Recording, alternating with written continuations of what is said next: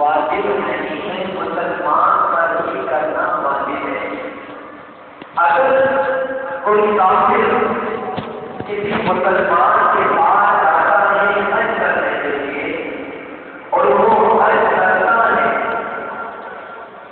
اور حج کرنے کے بعد وہ مسلمان ہو جاتا ہے،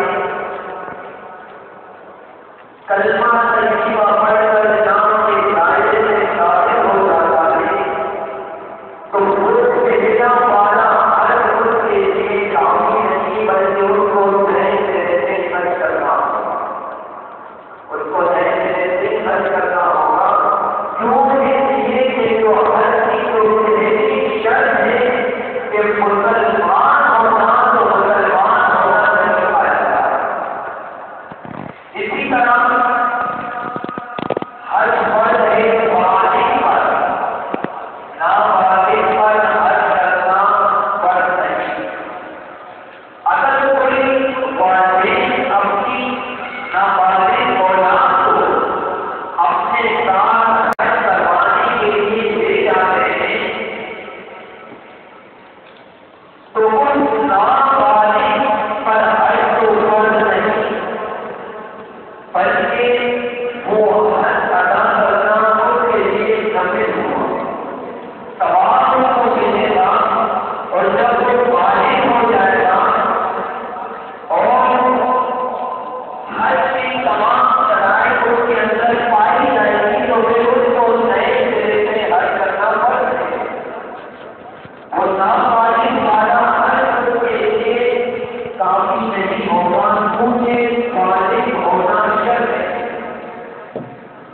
اسی طرح حج کا ہونا، یعنی جو حج کا جو وقت ہے حج کا، تو اس اوقات کا ہونا بھی ضروری ہے۔ اگر یہ اوقات نہیں پائے گئے تو یہ اوقات جو مسلمان شخص نے حج کرنا ہے تو اس کا حج نہیں ہوگا۔ اسی طرح کہ کوئی شخص تسلط ہو، اسے کوئی بیماری لاحق نہ ہو، اگر وہ تسلط ہے تو وہ شخص حج پر جا سکتا ہے۔ اگر کسی مسلمان کے اندر یہ شرائط جو ابھی بیان کی گئی، اگر یہ شرائط پائی جائے تو اس پر حج کرنا فرض ہے۔ پہلی شرط مسلمان ہونا، دوسری شرط عاقل ہونا، پاگل پر نہیں، تیسری شرط بالغ ہونا، نابالغ پر نہیں، چوتھی شرط تندرست ہونا، پکا ہونا، اور وہاں جانے کی طاقت رکھنا، اور ان کے بعد اتنا پیدا ہونا کہ جب وہ حج کر کے واپس آ جائے تو اس کے گھر میں اس کے اہل و عیال کے لیے اخراجات کے پیسے موجود ہو تو ایک شخص پر حج کرنا فرض ہے۔ اگر ان تمام شرائط کے پانے کے باوجود وہ شخص حج نہیں کرتا تو ایسا شخص گنہگار ہے، ایسا شخص گنہگار ہے۔ جب انسان حج کے لیے جاتا ہے، جب آدمی جب بیت اللہ شریف کے پاس پہنچتا ہے، حدیث شریف میں آتا ہے کہ حضور علیہ السلام نے ارشاد فرمایا کہ جب آدمی جب پہلی نظر بیت اللہ شریف کی طرف کرتا ہے اور جو بھی دعا مانگی جائے اللہ تبارک و تعالیٰ کی دعا کو قبول کرتا ہے۔ پہلی نظر کے وقت جو بھی دعا مانگی جائے اللہ رب العزت دعا کو قبول کرتا ہے۔ تو اب کیا دعا مانگی جائے؟ ہر انسان اپنی ذہن اپنی خواہشات کے مطابق ہی دعا مانگتا ہے، لیکن یہ ذہن میں رکھے کہ پہلی نظر یعنی جب پہلی نظر گئی آنکھ بند ہونے سے پہلے جو پورا پڑی ہے وہ قبول ہوتی ہے. جب آنکھ بند ہو جائے اور پھر نظر جائے تو نہیں، بلکہ جب بیت اللہ شریف کے اندر داخل ہوتے ہی پہلی نظر بیت اللہ کی طرف جائے اور اس وقت دعا مانگی جائے تو اللہ تبارک و تعالیٰ قبول کرتا ہے. بیت اللہ شریف کی جلال، اس کی ہیبت اس قدر ہے کہ بچہ اس ہیبت اور جلالت کو برداشت ہی نہیں کر سکتا، اس کی آنکھیں برداشت ہی نہیں کر سکتی. تو کیا ہوا مانگا؟ ہر انسان، ہر مسلمان اپنی ذہن، اپنی خواہشات کے مطابق دعا کرتا ہے. لیکن میرے امام اعظم ابو حنیفہ علیہ رحمہ کے مطابق آتا ہے کہ جب آپ بیت اللہ شریف میں گئے، شہر حرم میں داخل ہوئے اور آپ کی پہلی نظر جب بیت اللہ شریف کی طرف گئی تو آپ نے یہ دعا کی کہ اللہ مجھے مستجاب الدعوات بنا، یعنی میری دعا قبول کرنے والا بنا. آپ نے جو دعا مانگی اللہ رب العزت سے کہ آپ جہاں بھی جس وقت اللہ کے حضور ہاتھوں کو اٹھا دے، اللہ تبارک و تعالیٰ کی دعاؤں کو قبول کرتا ہے. کیا دعا مانگی کہ مجھے مستجاب الدعوات بنا؟ مستجاب الدعوات یعنی میری دعا قبول کرنے والا بنا. اسی طرح آپ دیکھیں کہ جب اللہ رب العزت کی رحمت، اللہ رب العزت کی جو تجلیات ہے، جب اللہ رب العزت کی رحمتوں کا حصول ہوتا ہے تو سب سے پہلے بیت اللہ شریف پر اللہ کی رحمتوں کا حصول ہوتا ہے، اور اللہ کی تجلیات کا حصول سب سے پہلے بیت اللہ شریف پر ہوتا ہے. اور پھر اللہ رب العزت کی شان اور حج کرنے کی فضیلت، ثواب کرنے کی فضیلت اور بیت اللہ شریف کی فضیلت کو آپ سماج لیجیے اور اپنے دل کے اندر خوشی محسوس کریں کہ سب سے پہلے جو رحمت کا نزول ہوتا ہے وہ بیت اللہ شریف پر ہوتا ہے. اور حضور نے فرمایا کہ جب اللہ کی رحمت بیت اللہ شریف پر ہوتی ہے،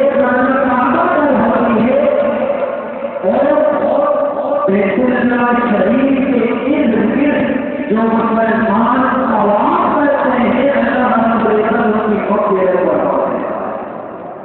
اللہ تبارک و تعالیٰ ان کی مغفرت فرما دیتا ہے اور ان لوگوں کی مغفرت فرما دیتا ہے جو پہلے حرم میں کھڑے ہو کر اپنا چہرہ قبلے کی رجوع کر کے اللہ کے حضور کا حضور ہوتے ہیں، نماز پڑھتے ہیں. اللہ تبارک و تعالیٰ کے نمازیوں کی بھی مغفرت کرتا ہے. اب بیت اللہ شریف شہر حرم کی فضیلت دیکھے آگے آتا ہے کہ حضور نے فرمایا کہ جو نماز پڑھے اس کی مغفرت، جو نماز پڑھے اس کی مغفرت، اور جو شہر حرم میں سو رہا ہو، آرام کر رہا ہو، شہر حرم میں آرام کرنے کے سبب اللہ تبارک و تعالیٰ اس سونے والے شخص کی مغفرت فرماتے ہیں. اس سونے والے شخص کی بھی مغفرت فرما دیتا ہے. یہ شہر حرم کی فضیلت، یہ شہر حرم کی فضیلت ہے تو حج کرنے کی فضیلت ہوگی. سیدنا ابو ہریرہ رضی اللہ تعالیٰ عنہ روایت کرتے ہیں اور آپ نے شرائط کو سامان کر دیا کہ حج کا فرض ہوتا ہے مسلمان پر. آپ شرائط سامان کر دیا. اب ہم حدیث سے حج کرنے کی فضیلت کے مطابق سامان کریں گے کہ وہ خوش نظیر ہے حضرات کہ جو اللہ رب العزت کے گھر کا حج کرتے ہیں. سیدنا ابو ہریرہ رضی اللہ تعالی عنہ روایت کرتے ہیں کہ نبی رحمت شفیع معظم صلی اللہ علیہ وسلم کا ارشاد عالی گرامی ہے کہ حضور علیہ السلام نے فرمایا کہ جو شخص اللہ کے لیے حج کرتا ہے اور حج کے دوران کوئی گناہ کوئی فسق و فجور والا کام نہیں کرتا اور اللہ رب العزت کے حکم کی اصولی یعنی نافرمانی نہیں کرتا، اللہ تبارک و تعالیٰ اس شخص کے تمام گناہوں کو معاف فرما دیتا ہے. اور جب وہ شخص حج کر کے لوٹتا ہے، حضور نے فرمایا جیسے ماں اپنے بیٹے کو جلتی ہے، جیسے ماں اپنے بیٹے کو پیدا کرتی ہے کہ جب چھوٹا سا بچہ تمام گناہوں سے پاک ہوتا ہے، معصوم ہوتا ہے، اسی طرح جب حج کرنے والا حج کر کے واپس آتا ہے، اللہ تبارک و تعالیٰ اس حالی کو اس چھوٹے بچے معصوم کی طرح بنا دیتا ہے، اس کو معصوم بنا دیتا ہے، اس کے تمام گناہوں کو معاف کروا دیتا ہے. اسی طرح امیر المؤمنین سیدنا فاروق اعظم رضی اللہ تعالیٰ عنہ ایک مرتبہ صفا مروا کے درمیان جلوہ میں آپ وہاں پر حاضر تھے اور موجود تھے. آپ نے دیکھا کہ ایک جماعت آئی، وہ جماعت اونٹوں کے ساتھ آئی اور اس جماعت اونٹوں سے اترے. انہوں نے بیت اللہ شریف کا طواف کیا، صفا و مروا کی سعی کی. سیدنا فاروق اعظم رضی اللہ تعالیٰ عنہ کے منظر دیکھ رہے تھے.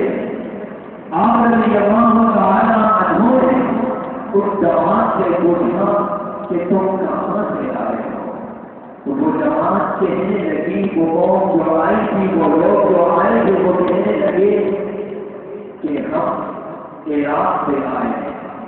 آپ نے فرمایا کہ کس مقصد کے لیے یہاں پر آئے؟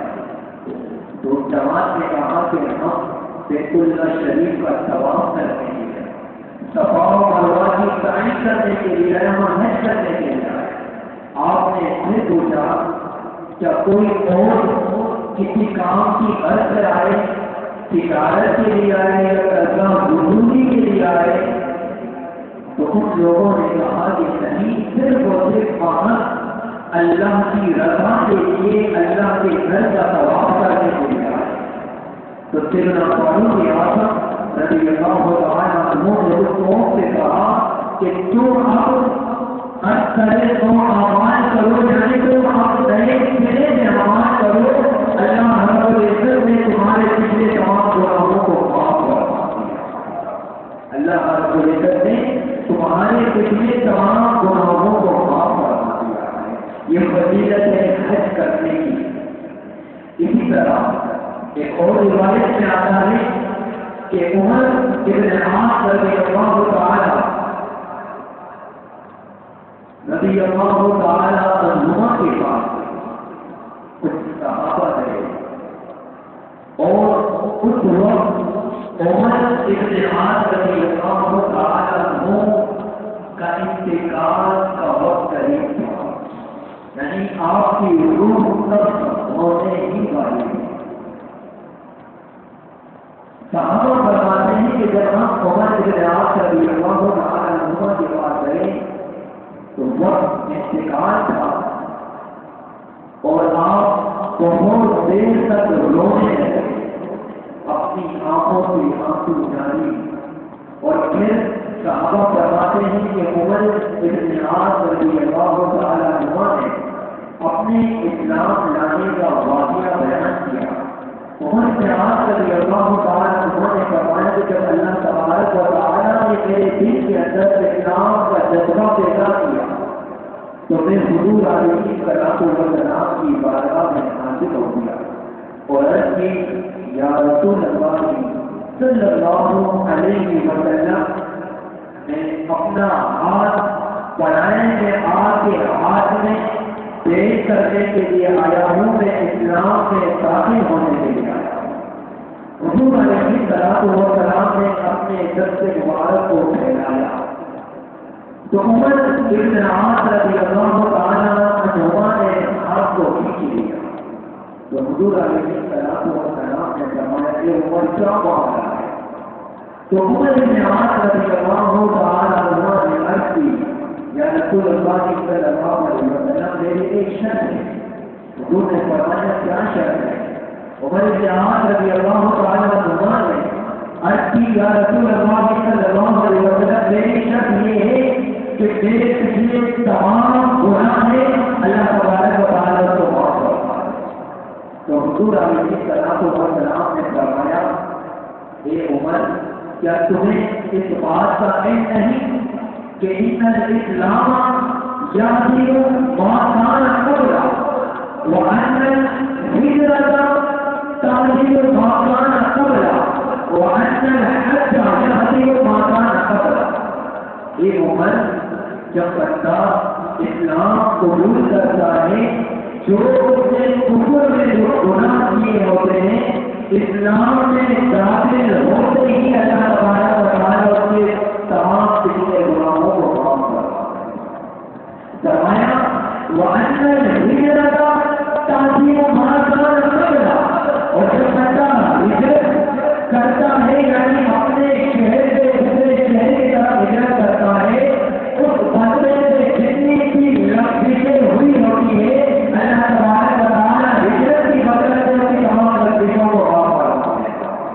آگے بتایا وَأَنَّ الْحَجَّ يَهْدِمُ مَا كَانَ قَبْلَهُ، اور جو شخص حج کے لیے جاتا ہے اللہ کے لیے اور اس سے جو گناہ کرنا ہو جاتے ہیں اللہ تبارک و تعالیٰ اس کے تمام گناہوں کو حج کی برکت سے معاف کرا دیتا ہے اور وہ گناہوں سے پاک اور صاف ہو جاتا ہے۔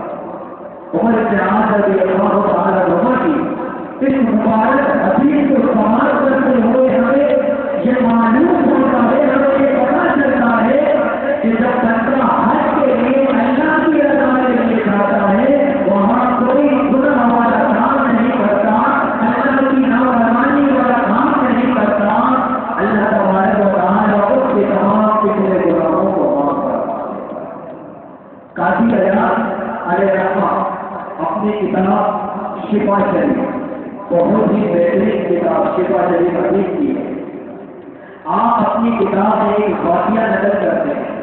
آپ فرماتے ہیں کہ سعدون فلانی بڑے عالم ہوں گے، آپ کے پاس قبیلہ کتابہ کے کچھ لوگ سعدون فلانی کے پاس آئے اور سعدون فلانی سے کہنے لگے کہ قبیلہ کتابہ کے لوگوں نے ایک شخص کو آپ کے اندر زندہ جلانے کی کوشش کی لیکن وہ آپ اس شخص کو جلا ہی نہیں سکے، یہاں تک کہ وہ آپ پوری رات جلتی رہی، پوری رات جلتی رہی اور اس شخص کو آپ کے اندر دانا بلا ہے لیکن وہ آپ اس کے جسم کو نہیں جلا رہی، اس کا جسم جیسا کا ویسا ہی سفید ہے۔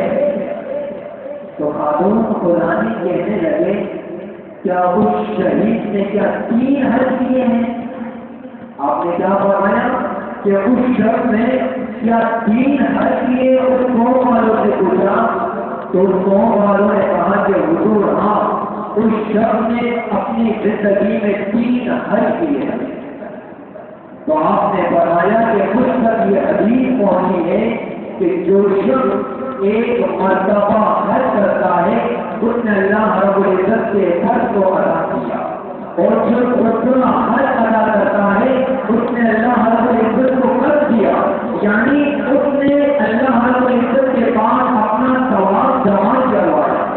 اور جو شخص 3 مرتبہ حج کرتا ہے اللہ تبارک و تعالیٰ اس کے جسم کو جہنم کی آگ سے محفوظ کرتا ہے، اس کہ جسم کو جہنم کی آگ سے محفوظ فرماتا ہے تو قانون قرآنی فرماتے ہیں کہ یقیناً یہ حج کرنے کی فضل ہے کہ دنیا کی آگ اس وقت نہیں جلا رہی، دنیا کی آگ اس وقت نہیں جلا رہی، آخرت کی آگ سے کیا جلا رہی۔ تو پتہ چلا کہ جب بندہ حج کرتا ہے اللہ رب العزت اسے تمام گناہوں کو معاف کروا دیتا ہے ایک حج کر دیتا ہے، اور جب بندہ حج کرتا ہے وہ اللہ رب العزت کے یہاں حج یعنی اپنا ثواب جمع کرواتا ہے، اور جب بندہ تیسرا حج کرتا ہے تو اللہ تبارک و تعالیٰ اس کے جسم کو آگ سے محفوظ کرتا ہے۔ یہ فضیلت ہے حج کرنے کی، یہ فضیلت ہے حج کرنے کی۔ خوش نصیب ہے وہ حضرات جو اللہ کے گھر کا حج کرتے ہیں، خوش نصیب ہے ایسے خوش نصیب حضرات کا حج پاتا ہے ہمیں کہ جو اللہ کے گھر کا حج کرتے ہیں۔ اور حضور علیہ السلام نے فرمایا جب بندہ حج کرنے کے لیے جائے اور حاجی جب حج کر کے آئے اس سے پہلے ملاقات کرو، سب سے پہلے سے ملاقات کرو، فرمایا اس لیے کہ وہ شخص گناہوں